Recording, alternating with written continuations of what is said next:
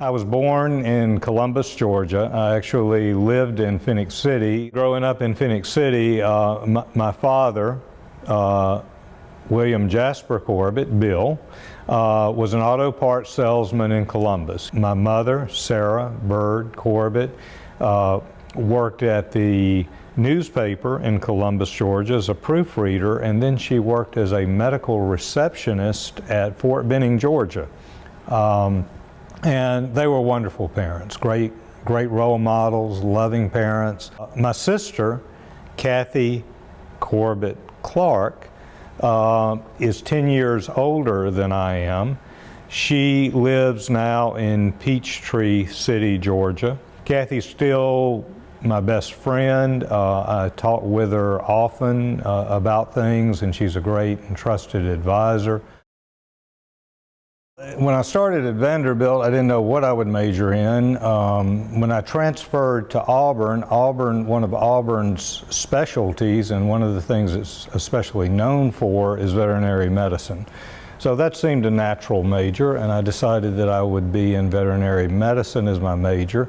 I took a few courses, medical vocabulary, organic chemistry, and some other things, and that persuaded me that I needed to look for some other majors. So then I got into speech pathology and finally into English education so that I could be a high school English teacher. I never really planned to go to law school. I knew that I would be an English teacher, a high school English teacher. And as it turned out, when I graduated from Auburn, I was offered a position at Auburn High School, where I taught for 3.5 years. But I really didn't have plans to go to law school. My thinking about law school began when I was an English teacher in high school.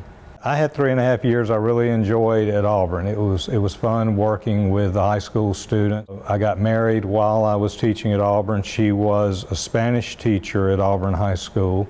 And just looking at the financial future, I thought I should consider some other options, and that's when I began thinking about going to law school.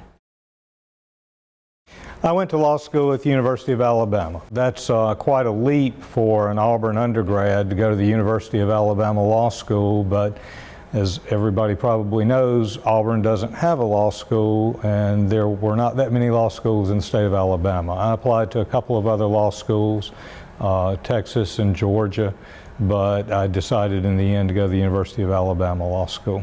I worked on the Alabama Law Review for 2 years. I enjoyed work on the Law Review. It was a lot of work, but I was interested in scholarship, and so it exposed me to a lot of outstanding scholars. I got to work on their articles.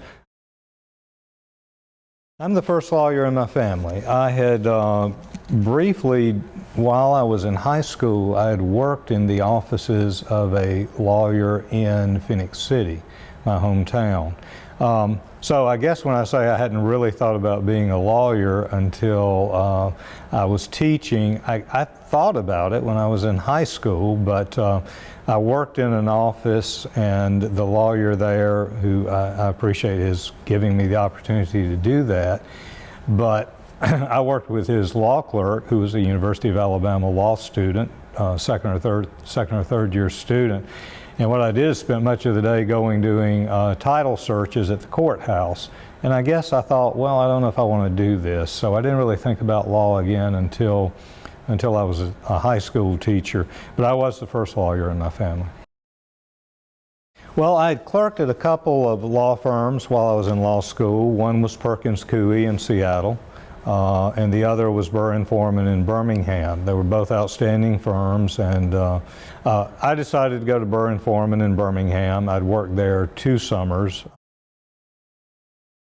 Well, I had no idea what kind of law I would practice. I remember the lawyer who was a mentor and like a second father to me, Fred Ingram, in the firm, asked me during interviews at Alabama, what kind of law do you think you want to practice? Not having lawyers in the family and having mainly assisted with title searches when I worked in the lawyer's office during high school, I didn't really know what I wanted to do. I said, well, I liked contracts a lot. Professor Hansford's course, so I don't know, I like contracts. Well, that wasn't much of an answer. But fortunately, Fred remembered me from the interviews and gave me a chance to do labor and employment. And so I had the great privilege really of doing some traditional labor law, National Labor Relations Act, union organizing and collective bargaining, unfair labor practice charges. That was still pretty vigorous in Birmingham. Steel workers, even though there wasn't much steel industry left, they organized health care. And so I got to work on some traditional labor law. Of course, I did employment discrimination and other types of employment cases. I also did some general litigation. We weren't really at Byrne-Forman at that time. We weren't very compartmentalized, so I was a general litigator, but labor and employment was my specialization. I started thinking again about pursuing my desire to be a law professor. As I told you, I thought about that when I was in law school, that I would really enjoy that if I ever had the opportunity.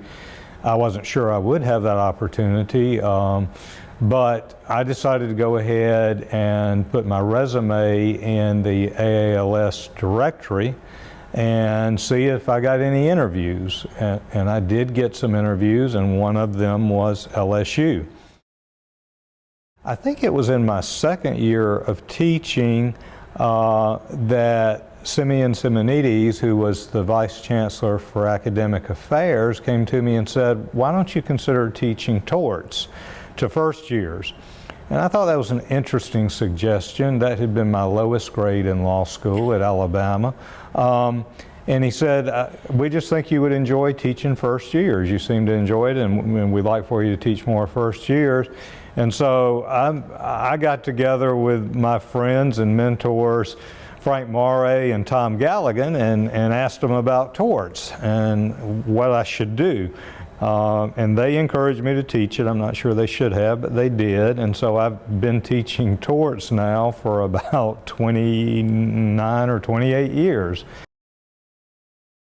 I have enjoyed continuing legal education programs. It seems to me, particularly at a state law school at the flagship university of the state, but a state law school, the law school and the faculty have an obligation and a privilege to work with the bench and bar of the state, with their alums, but beyond that, with all the lawyers and the judges and others in the legal profession, legislators.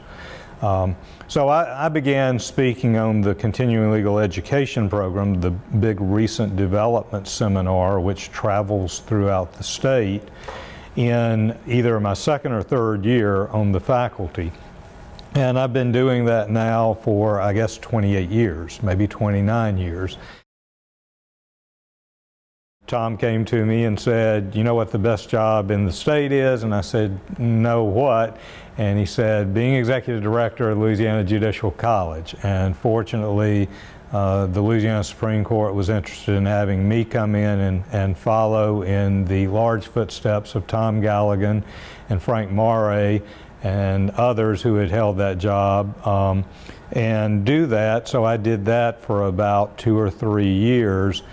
And then in 2001, I became executive director, first training under Frank Morey, who was the founding executive director of the Louisiana Association of Defense Counsel. I've been working with the Louisiana Association of Defense Counsel since 2001. So now, 20 years with that organization. I actually went back and worked with the Louisiana Judicial College for 3 years, from 2016 to 2019, as the faculty advisor. And so I served as faculty advisor for 3 years. And so continuing legal education, which is the main job of working with the CLE program here at LSU Law Center, also with the Louisiana Judicial College, providing CLE for the judges of the state, and then for the LADC, Louisiana Association of Defense Counsel, working with civil defense attorneys, primarily organizing their CLE seminars and conferences. I've really enjoyed my time at the LSU Law Center. 30 years is a long time to be at a place, and I've enjoyed it. And I actually look forward to some more years here. I've held several administrative positions. I was Vice Chancellor for a few years, for about 2.5 years, Vice Chancellor for Academic Affairs. I was co-interim dean with Cheney Joseph for about 9 or 10 months. It's been the height of my legal career to work at the LSU Law Center. I hope I've done some things to improve it. My son Brock is my pride and joy.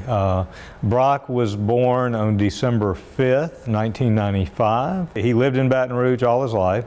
He was educated at University High School and then LSU. I tried to talk Brock into considering law, but he said, nope, not interested in that sort of thing. And he became an engineer. He's a civil engineer in Dallas, and he is married to Kylie, who is a nurse. It's a great privilege and a great joy to see my former students in practice doing great things. I presented awards to students who have accomplished things. I remember the one graduation that I presided at as interim dean. Our commencement speaker was Governor John Bel Edwards.